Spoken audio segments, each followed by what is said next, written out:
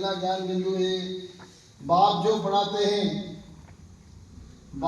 पढ़ाते हैं उसका रिटर्न गुलगुल यानी कि फूल बनकर दिखाना है, मेहनत करनी है।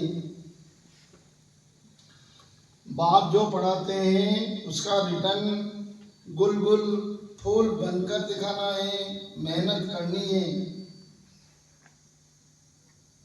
कभी भी ईश्वरीय कुल का नाम बदनाम नहीं करना है, कभी भी ईश्वरीय कुल का नाम बदनाम नहीं करना है। जो ज्ञानवान और योगी हैं उनका ही संग करना है। जो ज्ञानवान और योगी हैं उनका ही संग करना है। दूसरा ज्ञान बिंदु है, पहला ज्ञान बिंदु है जो पढ़ाते हैं उसका रिटर्न गुलगुल फूल बनकर दिखाना है, मेहनत करनी है। कभी भी ईश्वरीय कुल का नाम बदनाम नहीं करना है।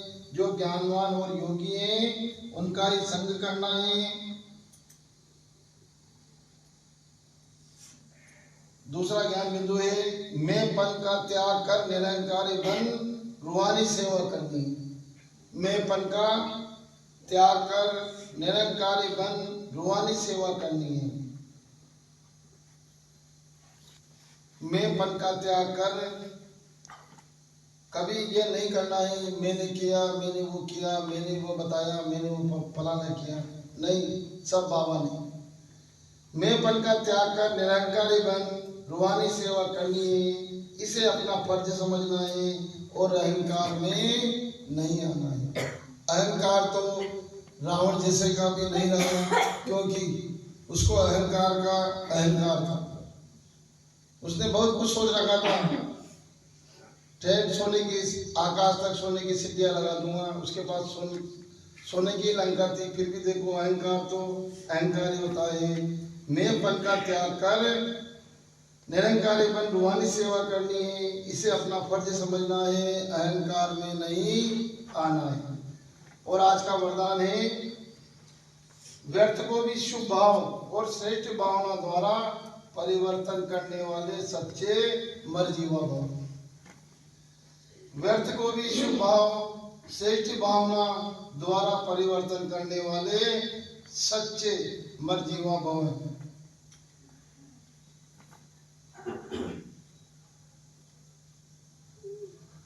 व्यर्थ को भी शुभ भाव और श्रेष्ठ भावना द्वारा परिवर्तन करने वाले सच्चे मर्जीवा भव है। बाप दादा की श्रीमत है, बच्चे व्यर्थ बातें न सुनो, न सुनाओ और न सोचो। सदा शुभ भावना से सोचो, शुभ बोलो। व्यर्थ को भी शुभ भाव से सुनो। शुभ चिंतक बन बोल के भाव को परिवर्तन कर दो। सदा भाव भावना श्रेष्ठ रखो। स्वयं को परिवर्तन करो, ना कि अन्य के परिवर्तन का सोचो। स्वयं का परिवर्तन ही अन्य का परिवर्तन है। इसमें पहले में है, इस मर्जीवा बनने से ही में ही मजा है। इसी को ही महाबली कहा जाता है। इसमें खुशी से मरो, यह मरना ही जीना है, यही सच्चा जयदान है। और आज का स्लोगन है संकल्पों की एकाग्रता श्रेष्ठ परिवर्तन में फास्ट गति ले आती है। संकल्पों की एकाग्रता श्रेष्ठ परिवर्तन में फास्ट गति ले आती है। और आज मुरली का सार है तुम बहुत बड़े जोरी हो, तुम्हें अविनाशी ज्ञान रत्नों रूपी जवाहरात देकर सबको साहूकार बनाना है। अपने जीवन को हीरे जैसे बनाने के लिए किस बात की बहुत बहुत संभाल करना चाहिए। उत्तर है संग की। बच्चों को संग उसका करना चाहिए जो अच्छा बरसते हैं, जो बरसते नहीं उसका संग रखने से फायदा क्या। संग का दोष बहुत लगता है। कोई किसको संग से हीरे जैसा बन जाता है, कोई फिर किसके संग से ठिक्कर बन जाते हैं। जो ज्ञानवान होंगे वो आप समान जरूर बनाएंगे, संग से अपनी संभाल रखेंगे। और आज मुरली से 5 बातें लेंगे। तो पहली बात हो जाएगी अपनी, तुम बहुत बड़े जोरी हो। बाबा उन सबको बहुत बड़ा जोरी बना दिया है। अविनाशी ज्ञान रत्न रूपी का जोरी बना दिया है। सबको बांटते रहो। दूसरी बात बता दी, बच्चों को संग उसका करना चाहिए जो अच्छा बरतते हैं। अच्छा बरतने का मतलब जो बाबा के पढ़ाई का ज्ञान बढ़िया देते, अच्छा देते, उनका संग करना चाहिए। बाबा ने तो बता दिया, कोई व्यर्थ बात भी बताए तो उसको भी सुनो। और तीसरी बात हो गई, कभी भी ईश्वरीय कुल का नाम बदनाम नहीं करना है। कभी भी ईश्वरीय कुल का नाम बदनाम नहीं करना है। और चौथी बात हो जाएगी अपनी व्यर्थ भाव को भी श्रेष्ठ भावना द्वारा परिवर्तन कर दो। कोई अपने को फालतू बातें बताए तो उसको श्रेष्ठ भावना द्वारा परिवर्तन करने वाले ही क्या है, सच्चे मर्जीवा। और पांचवी बात हो जाएगी अपनी संकल्पों की एकाग्रता श्रेष्ठ परिवर्तन में फास्ट गति ले आती है।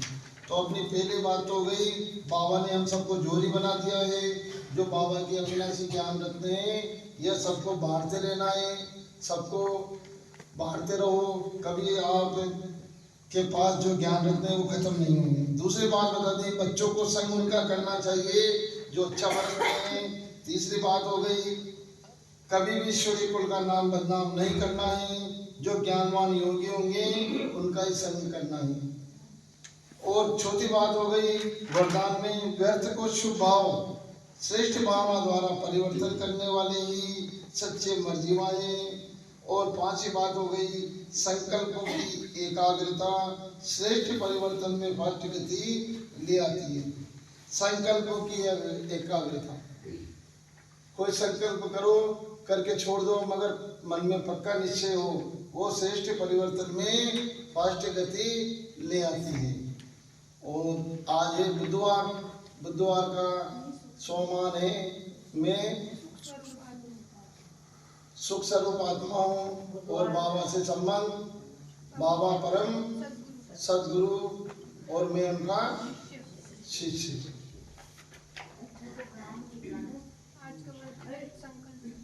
और आज का व्रत है व्यर्थ संकल्प मुक्त। आपको मैं 2 मिनट में अपने प्रयागराज की बात बताता हूँ। प्रयागराज जाने के लिए कम से कम 18-20 घंटे आपको लगेंगे, क्योंकि लखनऊ कानपुर हाईवे पर इतना जाम मिलता है, इतना जाम मिलता है जिसका कोई जवाब नहीं। मगर सब बाबा की करामात। हम जयपुर से 4 बजे रवाना हुए और दूसरे दिन शाम को जाकर 5 बजे पहुंचे। 24 घंटे गाड़ी चली हमारी। और 4-5 बजे वहां उतरने के बाद कम से कम 3 घंटे हमारे को वहां एक बेला पार्किंग है, उसमें बड़ी बसें ये सब जाके रुकती है। वहां से 8 किलोमीटर दूर प्रयागराज का गेट बना हुआ है, वहां तक लाइट की बसें जाती है। लाइट की बसें कम से कम 500 बसें हैं वहां पर। योगी ने इतनी बढ़िया व्यवस्था कर रखी है, मगर उसका भी क्या दोष है। कब भीड़ इतनी है, एक बस में 50 आदमी बैठते हैं और बैठने वाले कम से कम 500-1000 आदमी होते हैं। जो ग्रुप जाता है वो ग्रुप एक साथ एक बस में बैठ नहीं सकता, वो बिछड़ जाता है। तो समझदारी इसमें ही है कि भाई 5-5, 10-10 में ग्रुप बांट लो। जहाँ बस एक बैठाती है और एक ही स्टेशन पर रुकती है सिविल लाइन में, वहाँ जाकर उतारती है। तो यहाँ से बैठो और वहाँ उतर जाओ, पीछे वालों का इंतजार करो। वहाँ गेट के पास उतर के गंगा पुल है, वहाँ से फिर कोई बस है, न कोई टेम्पो है, न कोई ऑटो है। वहाँ से 7 किलोमीटर दूर अपने डेरे बने हुए हैं प्रयागराज नदी के अंदर, वहाँ पैदल जाना पड़ेगा। जहाँ 1 से 20 सेक्टर बने हुए हैं, वहाँ 7 किलोमीटर है। और वहाँ से संगम जाने के लिए फिर 8 किलोमीटर पैदल जाना पड़ेगा। कोई व्यवस्था नहीं है, कोई ई रिक्शा नहीं है, सिर्फ मोटरसाइकिल की व्यवस्था है। वो 300 रुपये लेता है एक सवारी की। गंगा घाट वहां से 1.5 किलोमीटर पड़ता है 8 सेक्टर से। और 8 सेक्टर के पास ही अपना एक ओम शांति का लगा हुआ था। 8 सेक्टर में ओम शांति जी लखनऊ कानपुर वाले हैं, उसमें फतेहपुर सीकरी प्रतापगढ़ के अपने ओम शांति वाले भाई बहन थे। मेरी उनसे भी मुलाकात हुई थी, उनसे बातचीत हुई थी। वहाँ प्रदर्शनी लगा रखी अपनी ओम शांति की, बहुत बढ़िया प्रदर्शनी थी जिसका कोई जवाब नहीं। और कम से कम ये मानो आपको प्रयागराज जाने के लिए, स्नान के लिए कम से कम 15 किलोमीटर तो चलना ही पड़ेगा नहाने के लिए। बाकी नहीं तो बेलाकच्चर पार्किंग से पैदल जाओगे तो कम से कम 20-22 किलोमीटर पड़ता है। ग्रुप जाओ तो पैदल जा सकते हो, क्योंकि गाड़ी इतनी धीरे चलती है, इससे पैदल जाना बेहतर है जो चल सके। वहां जाने के बाद तो कोई दिक्कत नहीं। हम बेला वहां पे वामपंथ एक वो था आश्रम, हमारे बड़े साधु जी काबरा जी थे, उनके वहाँ वो गुरु जी थे। हम रात 8 बजे वहाँ पहुँचे। पहुँचने के बाद में डेरे के अंदर पूरी व्यवस्था थी, सोने की बिस्तर लगे हुए थे, कमरे दिए हमारे को। हम 27 सवारी थे। वहाँ जाने के बाद में चाय पानी पिलाई। उस दिन 11 थे, 11 के दिन सबको वहाँ अन्न नहीं बनता है, सबको सेगा कराया, हलवे, खिचड़ी और चिप्स। तो वहाँ चलता है 8 से रात को 10 बजे तक का चलता है। तो हम 8, साढ़े 8, 9 बजे पहुँच के वहाँ रेस्ट करें।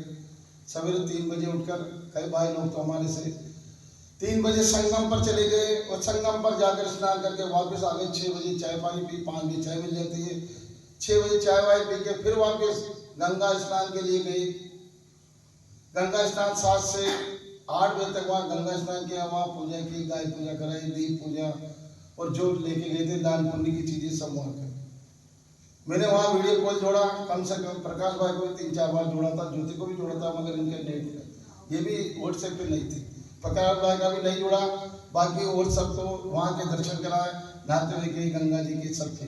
व्हाट्सएप से 5 जने जुड़ गए थे। शाम को फिर सुनील भाई भी जुड़ गए थे मेरे से। शाम को सुनील भाई को भी जोड़ दिया था मैंने। प्रकाश भाई को फिर जोड़ा, मगर इनके मोबाइल में क्या मालूम ऐसा था क्या ग्रुप जो जुड़ा ही नहीं तो हमारी दोनों बच्चियां, बहू, बच्चा, सुनील भाई, 6 जने व्हाट्सएप पे मेरे जुड़े थे। सबको शाम को गंगा जी का पुल और सबके वहाँ की जो लोकेशन थी वो कम से कम 25 किलोमीटर के एरिया में, एक आदमी एक दिन में वहाँ घूम नहीं सकता पूरे दिन। वहाँ की दूरी इतनी थी 25-30 किलोमीटर की। वहाँ इतना बढ़िया, रात को भी ऐसा लग रहा था जैसे कोई दिन हो रहा है, और इतनी बढ़िया व्यवस्था थी। फिर वहाँ हमने रात को खाना वाना खा के वहाँ प्रसादी लेकर वहाँ सो गए। सवेरे नाश्ता दिया 8 से 10 पोहे नमकीन का। उसके बाद में 12 से 2 तक खाना चलता है, और 10 से 12 के बीच में कम से कम अपने प्रकाश भाई के बड़ा भगोना है ना, इतना बड़ा हलवे का भगोना और इतना बड़ा एक चना, उसका प्रसाद करता है। 10 से 12 1 घंटा हमने सेवा करी वहाँ प्रसाद की। सवेरे नाश्ते में सेवा करी। उसके बाद में ब्राह्मण, कम से कम 150 ब्राह्मण को शिविर में हमने हलवे का हलवा पूड़ी और इसका भोजन कराया। फिर उसके बाद में वहाँ से 2 बजे रवाना हुए। 2 बजे फिर हमने तवेरा करी, जिसके अंदर बेलाकच्चर आने में हमारे को 2 बजे से शाम को 8 बजे इतनी भीड़ थी। अपने उपराष्ट्रपति मुहूर्त आ रही थी तो सारे रास्ते बंद कर दिए, रेलवे बंद कर दी, एमपी बॉर्डर बंद कर दी। हम जैसे घुसे, हमारे घुसने के बाद में हमारे को पूरा प्रयागराज का 22 किलोमीटर का रन काटना पड़ा। जैसे पूरे टॉप को चक्कर लगा के हमारे को पुलिस वालों ने इधर से जाओ, इधर से जाओ, इधर से जाओ, फिर एक रास्ता खोल लगा था उसमें से जाना पड़ा। क्योंकि पुलिस वालों की ऐसी बढ़िया व्यवस्था थी, उनको ध्यान था भाई इधर से इतनी गाड़ियाँ गई है तो यहाँ भीड़ ज़्यादा रहेगी, इधर से जाएंगे, मगर आना सबको वहीं पड़ता है और सब एक जगह ही। तो प्रयागराज जाने के लिए अपने को कम से कम 15 किलोमीटर तो चलना ही चलना पड़ा। और भीड़ इतनी, पैदल वाले को कहते हैं हम ही चले जाएं, और बाकी छोटी गाड़ियाँ भी वहाँ तक ही, गेट तक ही जाती है, इससे आगे जाएगी नहीं। बाकी तो पैदल तो आपको चलना ही पड़ेगा। 7 और 8 15 किलोमीटर तो पैदल है ही इनसे। ओम शांति।